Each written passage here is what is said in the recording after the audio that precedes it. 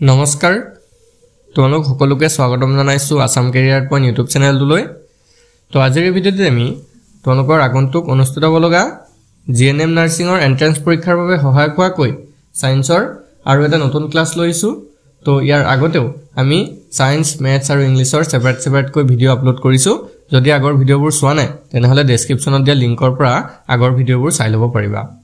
আৰু এটা কথা তোমালোকক ইয়াতে জনাই থওঁ যেহেতু তোমালোকৰ এক্সামটো 13 জুলাইত অনুষ্ঠিত হ'ব সো এতিয়া তোমালোকৰ হাতত মাত্ৰ 15 দিন মান সময় আছে আৰু এই দিনত তোমালোকে যিমান পাৰা ভিডিঅ'বিলাক ৰিভাইজ কৰিবা আমি যিমানবোৰ ভিডিঅ' আপলোড কৰিছো গোটেইখিনি তোমালোকে দুবাৰ তিনিবাৰ কৈ চাই দিবা তাৰে পৰা বহুতো কোৱেশ্চন কমন পৰিব আৰু যদিহে তোমালোকে জিএনএম নাৰ্ছিঙৰ কাৰণে ইম্পৰ্টেন্ট পিডিএফ খিনি আমাৰ পৰা লোৱা নাই এতিয়ালৈকে কেৱল 14 এনত তোমালোকক আমি দি দিছো সো যদি এতিয়ালৈকে লোৱা নাই তেনেহলে স্ক্ৰিনত থকা নম্বৰটোত হোৱাটছআপত মেছেজ কৰি এইখিনি লৈ লবা ঠিক আছে বহুতো ইম্পৰ্টেন্ট পিডিএফ হয় আৰু অলৰেডি বহুতে এইখিনি পঢ়ি হেকু কৰিবলগীয়া হৈছে সো তোমালোকে যদি লোৱা নাই এই 15 দিনত যিমান পাৰা এইখিনি লৈ পিনে পঢ়ি দিয়া ঠিক আছে এতিয়া আমি বেছি দেৰি নকৰো কোৱেশ্চনখিনি চাও তো প্ৰথম কোৱেশ্চনটো কি দিছে what percentage of water is present in plasma প্লাজমাত কিমান শতাংশ পানী থাকে ঠিক আছে প্লাজমাত কিমান শতাংশ পানী থাকে হেতু তোমালোকক সুধিছে সো অপচন কেটা পঢ়ি চাবা আৰু যদি ইয়াৰ ভিতৰত কোনবা অপচন কোনবাই জানে তেতিয়া তোমালোকে কমেন্ট কৰিব পাৰা ঠিক আছে তেতিয়া তোমালোকৰ যেটো প্ৰিপাৰেচন হেতু আৰু ভাল হ'ব লগে লগে তোমালোকে কমেন্টৰ লগত আমাৰ এনসাৰটো মিলাই চাবা যে মই যেটো কমেন্ট কৰিছো হেতু লগত মিলিছে তেতিয়া গম পাই গলা যে মোৰ প্ৰেক্টিসটো ঠিকই চলি আছে ঠিক আছে তো এতিয়া সুধিছে প্লাজমাত কিমান শতাংশ পানী থাকে সো এটো হৈ যাবগে অপচন ডি 92% ঠিক আছে প্লাজমাত 92% পানী থাকে নেক্সট চোৱা which scientist is credited with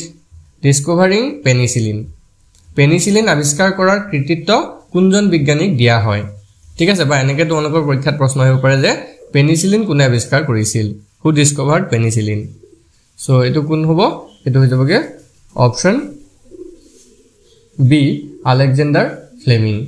ঠিক আছে আলেকজান্ডাৰ ফ্লেমিং এ পেনিসিলিন আৱিষ্কাৰ কৰিছিল বা এনেকৈ হ'ব পাৰে যে আলেকজান্ডাৰ ফ্লেমিং এ তলৰ কোনটো আৱিষ্কাৰ কৰিছিল সো প্ৰশ্নটো উলুটাকেও তোমালোকৰ সুধিব পাৰে সো জেনেকে আহিলে তোমালোকে যাতে ভুল নকৰা ঠিক আছে তো আলেকজান্ডাৰ ফ্লেমিং এ পেনিসিলিন আৱিষ্কাৰ কৰিছিল নেক্সট কোৱেশ্চন তো চোৱা where is the hardest bone in the human body located তো চোৱা মানৱ শৰীৰৰ আটাইতকৈ কঠিন হাড়টো ক'ত অৱস্থিত মানুহৰ শৰীৰৰ আটাইতকৈ কঠিন হাড় যেটো আছে এটো ক'ত আছে সো এটো হৈ যাব option D in the jaw next question to so what is the temperature of the human body in Fahrenheit Fahrenheit মানুহৰ শৰীৰৰ উষ্ণতা কিমান হয় ঠিক আছে আমি যদি সেলসিয়াছত চাবলৈ যাওঁ সেলসিয়াছত খুৰা নাই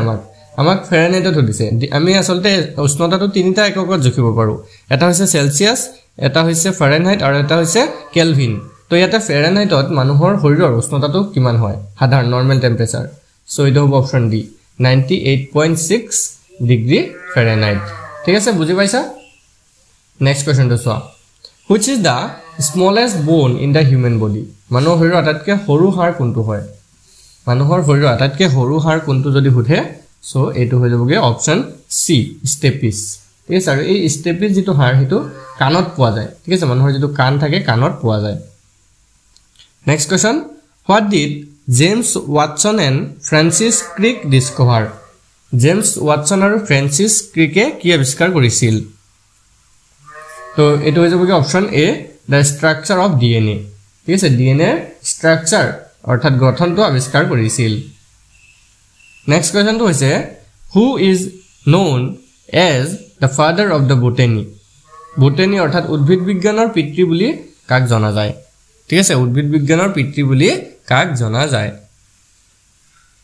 সো এটো কোনটো হ'ব এটো হ'ব অপচন বি থিওফ্ৰাষ্টাছ ঠিক আছে থিওফ্ৰাষ্টাছক উদ্ভিদ বিজ্ঞানৰ পিতৃ বুলি জনা যায় next question what is the primary function of xylem in the plants উদ্ভিদত xylemৰ প্ৰধান কাম কি হয় ঠিক আছে উদ্ভিদত দুইবিধ মেইনলি টিস্যু থাকে এটা হৈছে xylem টিস্যু আৰু এটা হৈছে ফ্লোয়েম টিস্যু তো ইয়াতে xylem যেটো কলা সেই কলাটোৰ প্ৰধান কামটো কি হয় তো এটো হ'ব option B transport of water and minerals অৰ্থাৎ যিবিলাক পানী আছে আৰু মিনাৰেলছ আছে খনিজ পদাৰ্থ আছে সেইবিলাকৰ পৰিবহন কৰায় next question which of the following is a modified root তলৰ কোনটো পৰিৱৰ্তিত মূল হয় সো এটো হ'ব অপচন বি কেৰট অৰ্থাৎ যেটো গাজৰ হয় এটো পৰিৱৰ্তিত মূল হয় নেক্সট কোৱেশ্চনটো হৈছে what is the process of converting atmospheric nitrogen into a usable form for plants called বায়ুমণ্ডলীয় নাইট্ৰজেনক উদ্ভিদৰ বাবে ব্যৱহাৰযোগ্য ৰূপলৈ ৰূপান্তৰিত কৰা প্ৰক্ৰিয়াটো কি বুলি কোৱা হয় তো এই প্ৰক্ৰিয়াটো কোৱা হয় অপচন সি নাইট্ৰজেন ফিক্সেশন ঠিক আছে নাইট্ৰজেন ফিক্সেশন বুলি কোৱা হয় next কোৱেশ্চনটো সোৱা which plant hormone is responsible for cell growth and cell elongation ঠিক আছে উদ্ভিদৰ কোষৰ বৃদ্ধি আৰু কোষৰ দীঘলীয়া হোৱাৰ বাবে কোনটো উদ্ভিদ হৰমন দায়ী হয় ঠিক আছে উদ্ভিদৰ কোষ যে বৃদ্ধি হয় আৰু দীঘল হয় তাৰ বাবে কোনটো উদ্ভিদ হৰমন দায়ী হয় ঠিক আছে কেবা ধৰণৰ উদ্ভিদ হৰমন আছে সো কোনটো হ'ব সাইটোকাইনিন হ'ব জিবাৰেলিন হ'ব অক্সিন হ'ব নে এপসাইসিক এসিড হ'ব তো এটো হৈ যাব option C auxin next question তো সোৱা what is the name of the pigment that gives plant their green color উদ্ভিদক হেউজিয়া ৰং দিয়া ৰঞ্জক পদাৰ্থটোৰ নাম কি হয় তো এটো কোনটো হ'ব এটো হৈ যাব কি option C chlorophyll next question which one of the following is a type of plant cell তলৰ কোনটো উদ্ভিদ কোষৰ প্ৰকাৰ হয় ঠিক আছে তলৰ চাৰিটা অপচন দিছে এইকেইটাৰ ভিতৰত কোনটো উদ্ভিদ কোষৰ প্ৰকাৰ হয় তো এটো হৈ যাব কি অপচন সি স্ক্লেৰেনকাইমা ঠিক আছে স্ক্লেৰেনকাইমা তো এটা উদ্ভিদ কোষ হয় নেক্সট কোৱেশ্চনটো হৈছে which of the following is the most reactive element of group 17 অৰ্থাৎ তলৰ কোনটো 17 নং গোটৰ আটাইতকৈ প্ৰক্ৰিয়াশীল মৌল হয় ঠিক আছে 17 নং যেটো গ্ৰুপ আছে বা বৰ্গ আছে তাৰে কোনটো আটাইতকৈ সক্ৰিয় মৌল হয় প্ৰতিক্ৰিয়াশীল বা সক্ৰিয় আমি ক'ব পাৰো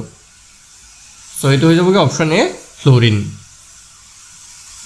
নেক্সট কোৱেশ্চনটো হৈছে what is the name of the structure where pollen is produced in a flower ফুলত পৰাগ উৎপন্ন হোৱা গঠনটোৰ নাম কি হয় সো ইয়াৰে শুদ্ধতৰ হৈ যাব কি অপচন সি এন্থাৰ হয় নেক্সট কোৱেশ্চনটো হৈছে which of the following is a symbiotic relationship between a fungus and a plant root অৰ্থাৎ তলৰ কোনটো ভেকুৰ আৰু উদ্ভিদৰ হিপাৰ মাজত সহজীৱী সম্পৰ্ক হয় তো এটো হৈ যাব কি option C mycorrhiza next question what is the study of fungi called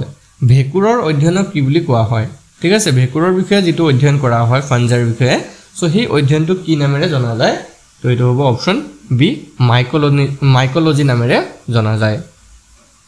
next question which vitamin deficiency can lead to scurvy কোনটো ভিটামিনৰ অভাৱত স্কাৰ্ভি হ'ব পাৰে ঠিক আছে এটো ইম্পৰ্টেন্ট কোৱেশ্চন হয় এটো হ'ব option B option C vitamin C ৰ অভাৱত হয় ঠিক আছে স্কাৰ্ভি যেটো বেমাৰ হয় হেতু ভিটামিন সি ৰ অভাৱত হয় next question night blindness is a symptom of which vitamin deficiency কুকুৰিকণা কোনটো ৰোগৰ বা কোনটো ভিটামিনৰ অভাৱৰ লক্ষণ হয় বা এনেকৈ আহিব পাৰে তোমালোকৰ প্ৰশ্নটো যে কুকুৰিকণা ৰোগটো কি ভিটামিনৰ অভাৱত হয় ঠিক আছে কোনটো ভিটামিনৰ অভাৱত কুকুৰিকণা ৰোগ হ'ব সো এটো হৈছে অপচন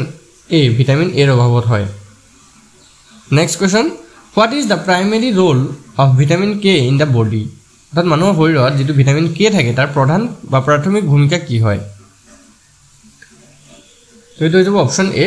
ব্লাড ক্লটিং অৰ্থাৎ তেজ গুট মৰা next question which vitamin is also known as ascorbic acid কোনটো ভিটামিনক ascorbic acid বুলিও কোৱা হয় তো এটো ভিটামিন সি হ'ব অপচন সি নেক্সট কোৱেশ্চনটো হৈছে what type of lens is used to correct near sightedness অৰ্থাৎ myopia ওচৰ দৃষ্টিশক্তি বা দৃষ্টি হকি যেটো আমি myopia বুলি কওঁ এই myopia শুধৰাবলৈ কি ধৰণৰ লেন্স ব্যৱহাৰ কৰা হয় তো এটো হ'ব অপচন বি কনকেভ লেন্স ব্যৱহাৰ কৰা হয় next question which phenomena causes a stick immerse in water to appear bent কোনটো পৰিঘটনাৰ ফলত পানীত ডুবাই ৰখা লাঠিডাল বেকা যেন লাগে ঠিক আছে এই পৰিঘটনাটো কি বুলি কয় তো এইটো কোৱা হয় অপশ্যন বি ৰিফ্ৰেকশ্যন বা প্ৰতিসৰণ বুলি আমি কওঁ নেক্সট কোৱেশ্চনটো হৈছে which of the following is an example of reflection of light তলৰ কোনটো পোহৰৰ প্ৰতিফলনৰ উদাহৰণ হয় তলৰ গেটাৰ ভিতৰত কোনটো পোহৰৰ প্ৰতিফলনৰ উদাহৰণ হয় তো এটো হৈ যাব option C an image seen in a mirror অৰ্থাৎ আমি যে দাপনত ছবি দেখা পাওঁ প্ৰতিছবি দেখা পাওঁ হেতু পোহৰৰ প্ৰতিফলনৰে উদাহৰণ হয় next question which of the following is a property of metal তলৰ কোনটো ধাতুৰ ধৰ্ম হয় এই চাৰিটা অপশ্যনৰ ভিতৰত কোনটো ধাতুৰ ধৰ্ম তো এটো হৈ যাব অপশ্যন সি malleability নেক্সট কোৱেশ্চনটো হৈছে which of the following is a non metal তলৰ কোনটো অধাতু হয় তো এই চাৰিটা অপশ্যন দিয়া আছে আইৰন কপাৰ সালফাৰ আৰু এলুমিনিয়াম এইকেইটাৰ ভিতৰত কোনটো অধাতু সো এটো হ'ব option C sulphur next question the ability of a metal to be drawn into wires is called ধাতুৰ তাৰত টানিব পৰা ক্ষমতা কি বুলি কোৱা হয় ঠিক আছে ধাতুটোক যে টানি পিনে তাৰলৈ ৰূপান্তৰিত কৰিব পাৰি সো সেই ধৰ্মটো কি বুলি কয় বা ক্ষমতাটো কি বুলি কয় সো এটো কোৱা হ'ব অপশ্যন বি ডাক্টিলিটি বুলি কোৱা হয় next question what is the valency of carbon কাৰ্বনৰ যোজ্যতা কিমান হয় ঠিক আছে ভ্যালেন্সি বিলাক তোমালোকে কেটামান মৌলৰ মনত ৰাখি থবা বেসিক্যালি 1 ৰ পৰা 20 লৈকে যিমান কিটা মৌল থাকে ঠিক আছে হাইড্ৰোজেন হিলিয়াম লিথিয়াম তেনেকে সো কাৰ্বনৰ ভ্যালেন্সিটো কিমান হ'ব যোজ্যতাটো কিমান হ'ব এটো হ'ব option C 4 next question which of the following is not an allotrope of carbon তলৰ কোনটো কাৰ্বনৰ এলোট্ৰপ নহয় সো এটো হৈ যাব অপশ্যন ডি সিলিকন ডাইঅক্সাইড তো কাৰ্বনৰ এলোট্ৰপ নহয় Last question to Swaji video. What type of bond is formed between carbon atoms in a saturated hydrocarbon? সংপৃক্ত হাইড্রোকার্বনত